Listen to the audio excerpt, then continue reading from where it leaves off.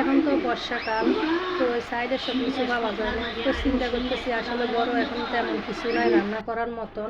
এখন চিন্তা করতেছি মানে আমি কি রান্না করব কি রান্না করব। তো ফ্রিজে আমার পেঁপে আছে আর মসুর ডাল আছে। তো চিন্তা ভাবনা করতে করতে পরে ফ্রিজের তুন এই পেঁপে বাইর করে নিছি আর মসুর ডাল বের করে নিছি। এখানে আমার কিছু মুরগি আছে, রাখা আছে, দেড় মুরগি আছে। আসলে অনেক মুরগি আছে কিন্তু ক্যামেরার ভিতরে দেখা যাচ্ছে না। তো মুরগিগুলো আপনাদের সাথে শেয়ার করলাম।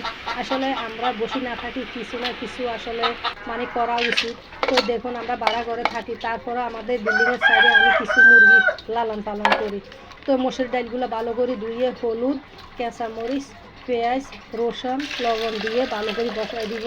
একটু মানে তেল আর পরিমাণ মতন পানি দিয়ে বসাই দিব। বসাই দিয়ে যখন এক পর্যায়ে দেখা যাবে আমার মসুর ডালগুলো একদম গলে গেছে, তখন আমি কী করবো, মানে আমার যে পেঁপে আমি কেটে রেখেছি সেগুলো আমি ধুয়ে তারপরে ডালের ভিতরে দিয়ে দিব। দিয়ে ভালো করে লেবু চেড়ে ডাকা দিয়ে রেখে দিব।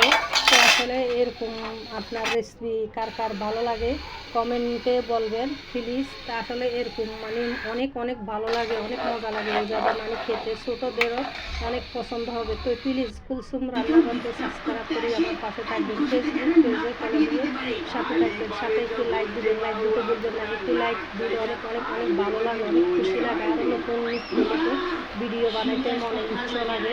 তো প্লিজ আপনারা যে যেখান থেকে দেখবেন কমেন্ট করে জানাবেন কুলসুম রান্নাঘরের রান্না আপনাদের থেকে কেমন লাগে। তো দেখুন আমি পরিবেশন করি আপনাদেরকে দেখাইতেছি।